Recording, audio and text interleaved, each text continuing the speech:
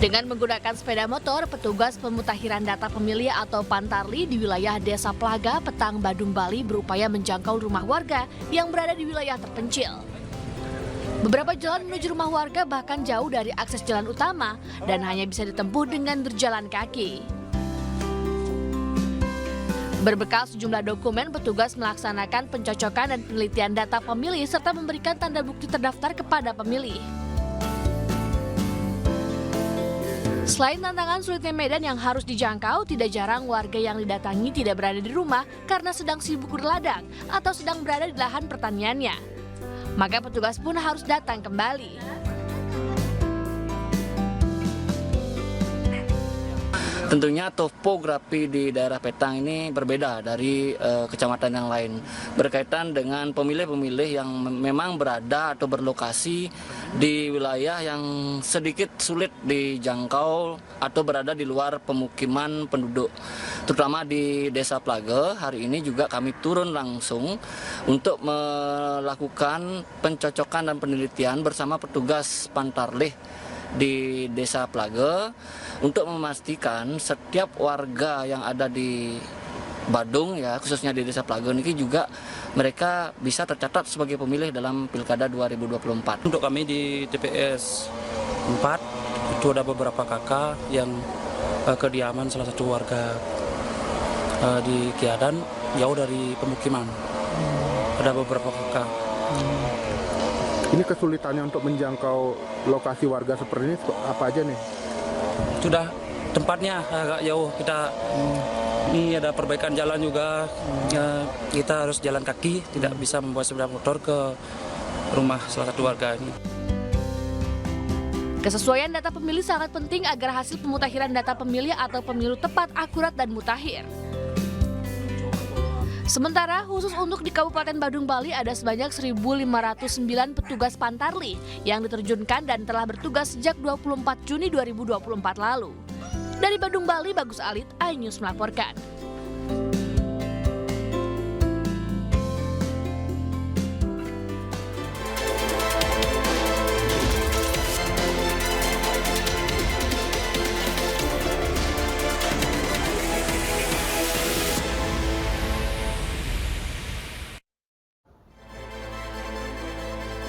Halo, selamat siang pemirsa. Selain informasi tadi, kami juga akan hadirkan beragam informasi terkini seputar pemilihan kepala daerah serentak sebagai panduan Anda dalam menentukan pilihan. Bersama saya, Reza Siregar, inilah Kawal Pilkada. Kami sampaikan, Anda tentukan.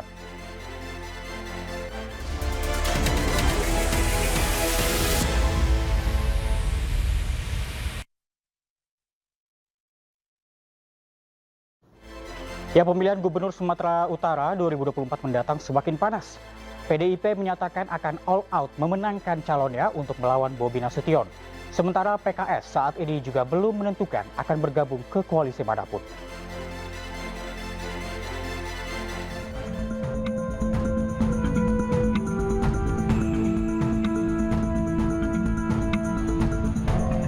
PDI Perjuangan Sumatera Utara mengaku tidak gentar dan menyatakan akan all out untuk memenangkan calon yang direkomendasikan DPP PDI Perjuangan untuk pemilihan Gubernur Sumatera Utara 2024 mendatang.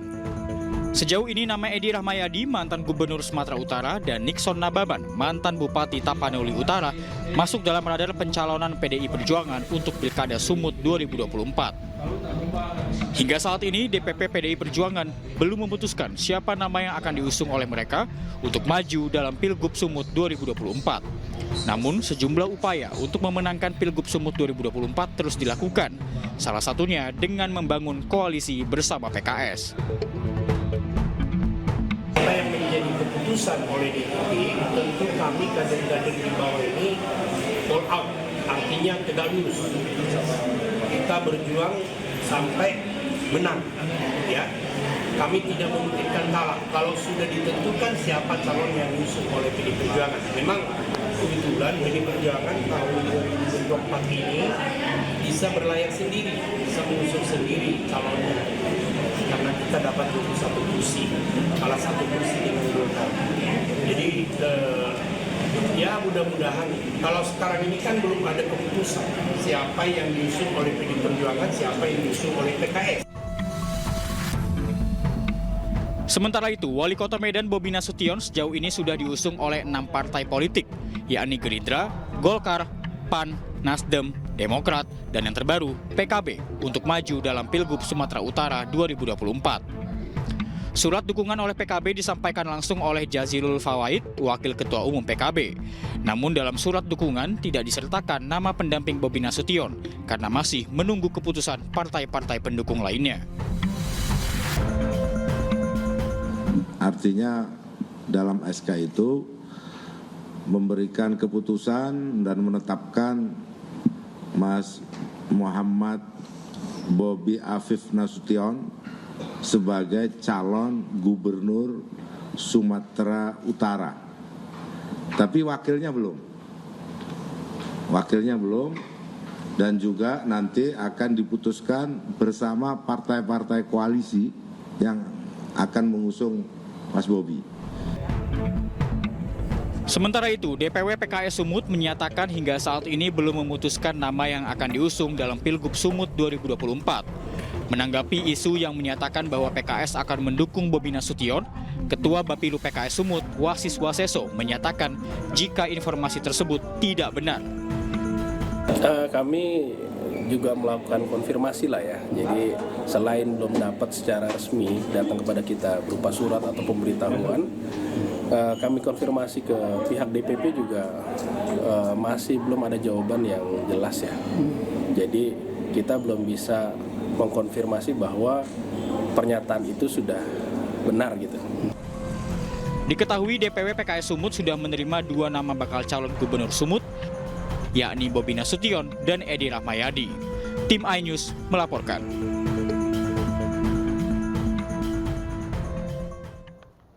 Ya, sementara itu Partai Kebangkitan Bangsa mengusulkan istri Raffi Ahmad, Nagita Slavina, untuk menjadi wakil Bobi Nasution pada pemilihan gubernur Sumatera Utara. Menanggapi hal tersebut, Bobi Nasution menyebut menunggu inisiatif PKB untuk mempertemukan dirinya dengan Nagita Slavina.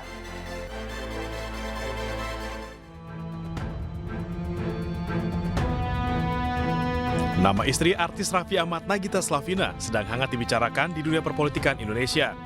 Pasalnya, Nagita Slavina diusulkan oleh DPP PKB untuk menjadi calon wakil gubernur Sumatera Utara mendampingi Bobi Nasution.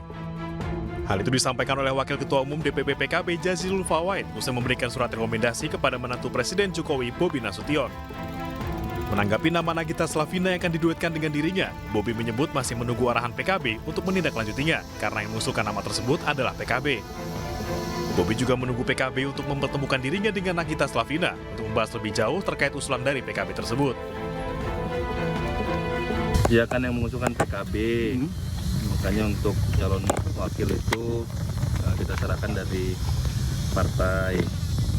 Ya kalau PKB mengusulkan kemarin ya kita nunggu arahan dari PKB saja kalau mau mempertemukan, mau mendilkan ibaratnya ya kami nunggu dari PKB. Selain PKB, hingga saat ini Bobi Nasution telah mendapat usungan dari 5 partai politik lain, diantaranya Gerindra, Golkar, PAN, Demokrat, dan Nasdem. Dari Medan, Sumatera Utara, Ahmad Ridwan Nasution, iNews melaporkan. Ya, Ketua Harian Nasional DPP Partai Perindo, Angela Tanusudibio, berkunjung ke kediaman Ketua Umum PAN, Zulkifli Hasan di Jakarta Selatan. Pertemuan digelar dalam rangka mempererat silaturahmi sekaligus menjalin kerjasama menghadapi Pilkada 2024.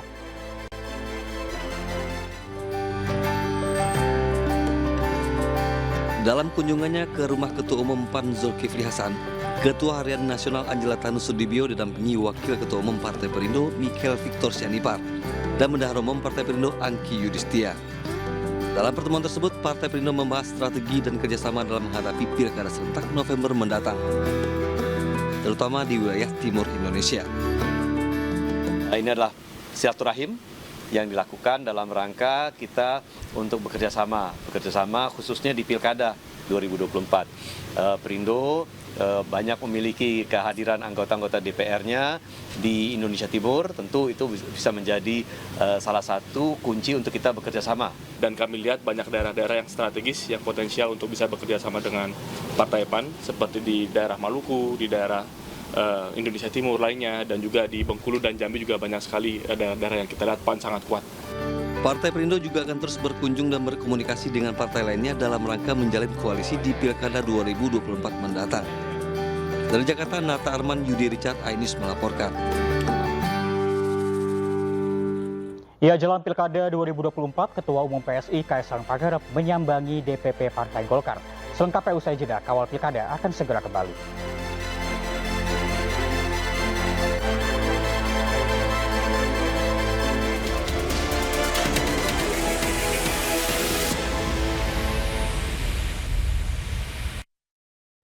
Ya pemirsa, jelang Pilkada 2024 sejumlah partai politik terus bergerak bentuk koalisi. Ketua Umum PSI Kaisang Pangarep menyambangi DPP Partai Golkar untuk membahas terkait Pilkada.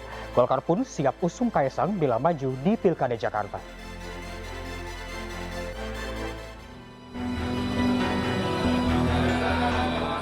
Ketua Umum PSI Kaisang Pangarep Kamis sore menyambangi DPP Partai Golkar DKI Jakarta Barat. Pertemuan ini membahas sejumlah hal terkait Pilkada 2024. Erlangga Hartanto bahkan telah menyiapkan sosok pengusaha Jusuf Ramka untuk mendampingi Kaisang jika Kaisang bersedia maju di Pilkada Jakarta. Sehingga tantangan utama Jakarta adalah infrastruktur. Nah, untuk mendukung tadi Mas Ketum, Mas Kaisang, seandainya beliau memilih Jakarta, saya siapkan kader Partai Golkar yang sudah memalang melintang di infrastruktur, yaitu Babah Alun. Mana Babah Alun? Jadi itu pembahasan, kita banyak punya waktu, tidak terburu-buru, kita akan berbasis ilmiah kepada survei. Dan tentu kita juga harus bicara dengan Koalisi Indonesia Maju. Putra bungsu Presiden Jokowi, Kaisang Pangarep tidak menutup kemungkinan maju di Pilkada Jakarta. Ia hanya menegaskan PSI dan Golkar akan berseberangan, khusus untuk Pilkada Banten. Waktu sebenarnya masih 49 hari lagi, dan kalau kita lihat di survei emang Pak Anies ini sekarang yang paling tinggi, tapi saya rasa Golkar juga punya jagoan. Pak Ketum, ada Pak Ridwan Kamil. Mungkin kalau Pak Ridwan Kamil sudah bosan di Jawa Barat, mungkin bisa mencari tantangan baru Pak di DKI Jakarta. Tapi balik lagi, ini kan politik sangat dinamis, khususnya di Jakarta. Jadi kita tunggu aja sampai nanti akhir pendaftaran di 29 Agustus. Baik. Saya tinggi. Usai sowan ke Partai Golkar, rencananya Kaisang akan menemui Puan Maharani selaku Ketua DPP PDI Perjuangan. Sebelumnya Puan menyatakan masih terbuka peluang untuk mengusung Kaisang dalam Pilkada Jakarta, meski PDI Perjuangan masih berupaya untuk mengajukan calon dari kader mereka sendiri. Banyak nama yang kemudian berkembang, masuk, muncul, kita pertimbangkan juga dari teman-teman dari partai lain yang tentu saja kita pertimbangkan juga. Ya, tapi kembali kami tetap harus melihat pertama bagaimana hasil survei, kemudian bagaimana wilayah, bagaimana kemudian sosok-sosok tersebut, apakah memang kuat di wilayah mana, karena kan pilkada ini mencakup hampir semua provinsi, kabupaten, kota dengan keanekaragaman dan wilayahnya yang punya kekhasan masing-masing. Jadi ini yang masih kita sama-sama cermati. Sebelumnya, Kaisang sudah bertemu dengan PKS. Hasilnya PSI dan PKS sepakat koalisi dalam pilkada di sejumlah daerah. Namun PKS masih mencoba untuk meloloskan calon mereka, Aman, Anies Sohibul Aiman. Sementara itu, Partai Kebangkitan Bangsa membuka peluang untuk ajukan pasangan Anies Kaisang dalam Pilkada Jakarta mendatang. Partai Gerindra telah memberikan surat tugas kepada Ridwan Kamil untuk maju dalam Pilkada Jakarta. Namun keputusan ini masih dalam tahap diskusi dengan Koalisi Indonesia Maju. Tim Liputan iNews melaporkan.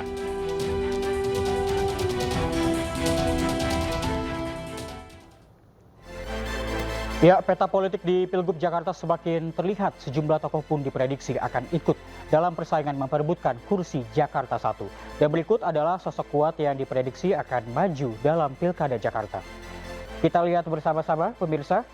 Nama pertama yang menjadi kandidat potensial Gubernur Jakarta adalah Anies Baswedan yang telah diusung oleh Partai Keadilan Sejahtera bersama dengan Sohibul Iman sebagai calon wakil gubernur. Kemudian ada yang menarik, ini ada Partai Solidaritas Indonesia dan juga Nasdem yang dikabarkan juga tertarik untuk mengusung Anies Baswedan dalam Pilgub Jakarta 2024. Anies merupakan Gubernur DKI Jakarta pada tahun 2017 hingga 2022, kemudian juga sempat menjadi Menteri Pendidikan dan Kebudayaan di periode 2014 hingga 2016. Kita lihat nama kedua pemirsa yang menjadi kandidat potensial di Pilgub Jakarta, ada nama Ridwan Kamil yang sebelumnya menjadi Gubernur Jawa Barat pada tahun 2018 hingga 2023 dan juga sebagai Wali Kota Bandung di 2013 hingga 2018. Tadi kita juga sudah lihat pemirsa bahwa nama Ridwan Kamil ini masih diusung ataupun masih dipikirkan oleh Partai Golkar dan juga PSI. Kemudian kita lihat ini yang menarik, PDI Perjuangan hingga saat ini masih belum menentukan berpihak kepada mana ataupun mengusung calon siapa. Namun nama Andika Perkasa ini digadang-gadang nantinya akan menjadi calon gubernur yang diusung oleh PDI Perjuangan. Andika Perkasa sendiri adalah seorang Panglima TNI dari tahun 2021 hingga 2022, kemudian sempat menjadi Kepala Staf Angkatan Darat dari tahun 2018 hingga 2021, dan terakhir di Pilpres kemarin, Andika menjadi Wakil Ketua TKN Ganjar Mahfud.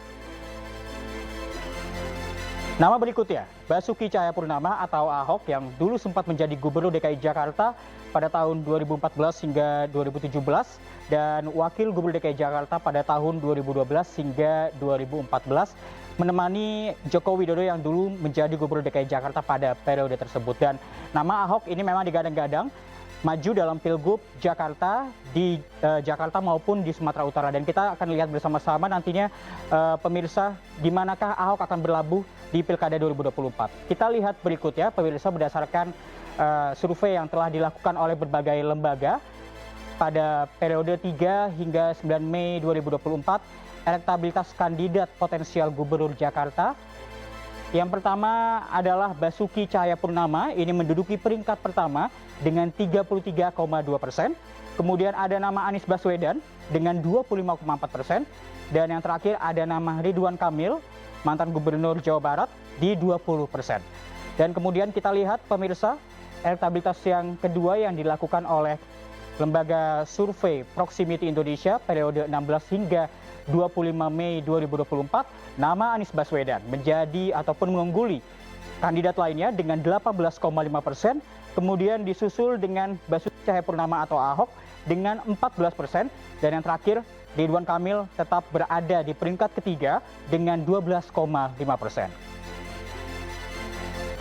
Ya, sebelumnya lembaga survei Jakarta juga telah mengeluarkan elektabilitas kandidat potensial Gubernur Jakarta. Yang pertama, berdasarkan hasil survei yang dilakukan, nama Ridwan Kamil ini menduduki peringkat pertama dengan 23,4%. Kemudian ada nama Tri Risma Harini, Menteri Sosial Republik Indonesia, dengan 19,2%. Kemudian Anies Baswedan 18,4%.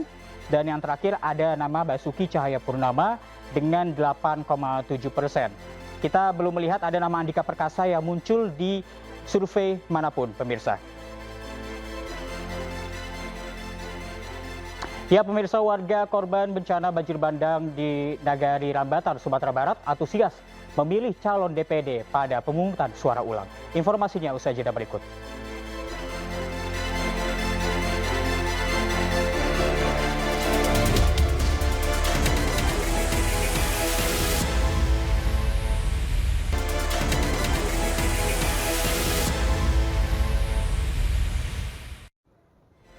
Ya, Partai Solidaritas Indonesia atau PSI berkoalisi dengan Partai Golkar untuk mengusung Bupati Kendal Diko Ganiduto dalam pemilihan Wali Kota Semarang. Majunya Diko sebagai bakal calon Wali Kota Semarang tersebut usai dirinya dipanggil Ketua Umum PSI Kaisang Pangarep dan Ketua Umum Partai Golkar Airlangga Hartarto. Atau Bro Diko. Bro Bupati Kendal Diko Ganinduto yang sebelumnya santer dikabarkan masuk dalam bursa pemilihan Gubernur Jawa Tengah tiba-tiba memutuskan untuk maju sebagai bakal calon wali kota Semarang. PSI dan Partai Golkar sepakat berkoalisi dalam mengusung Diko dalam Pilwakot Semarang 2024. Dukungan tersebut diawali dengan silaturahmi politik yang digelar antara PSI dan Partai Golkar di kota Semarang. Masing-masing pengurus partai sepakat untuk mulai bergerak menjalankan mesin partai serta membentuk tim relawan pemenangan. Bakal calon wali kota Semarang, Diko Ganinduto menyatakan sudah mempelajari dan mempersiapkan strategi pemenangan di kota Semarang sejak 2 bulan lalu. Berubahnya haluan dari Pilgub Jateng ke Pilwakot Semarang disebutnya sebagai dinamika politik. Ya itu kan yang namanya dinamika politik ya, dan ini hal yang sangat biasa, hal yang sangat biasa di dalam politik, karena tentunya kita dalam berpolitik ini tentunya ada beberapa opsi-opsi dalam berpolitik. Kemudian saya aja kemarin diberikan 2 surat tugas, yang pertama di provinsi dan yang kedua di Kendal. Tiba-tiba saya sekarang diberikan tugas di kota Semarang, yang memang kota Semarang ini juga menjadi pertimbangan, karena dalam saya berprinsip dalam berpolitik itu semakin besar manfaat yang bisa saya berikan itu semakin baik. Jadi kalau kita lihat dari jumlah penduduk di Kendal dan Semarang, kota Semarang ini kan jauh lebih banyak penduduknya. Sementara itu Ketua DPW PSI Jawa Tengah M. Farhan mengatakan diusungnya Diko sebagai bakal calon wali kota Semarang diharapkan menjadi energi dan motivasi baru bagi generasi muda. Farhan menyebut pihaknya sudah berkomunikasi dengan seluruh ketua partai yang tergabung dalam Koalisi Indonesia Maju untuk pemenangan Pilwakot Semarang.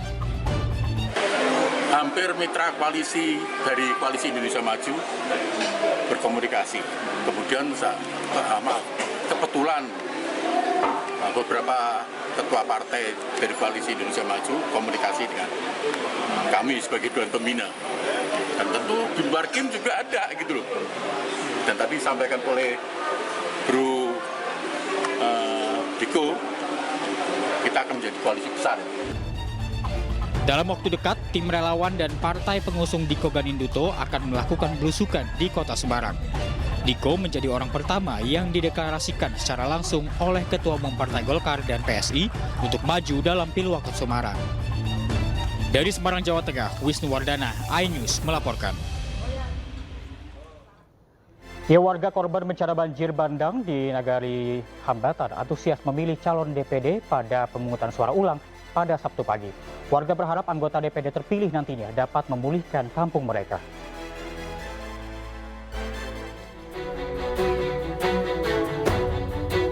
Inilah TPS 21, tempat pemungutan suara ulang DPD RI Provinsi Sumatera Barat bagi warga Jorong Panti dan Pabalutan di Nagari Rambatan, Tanah Datar.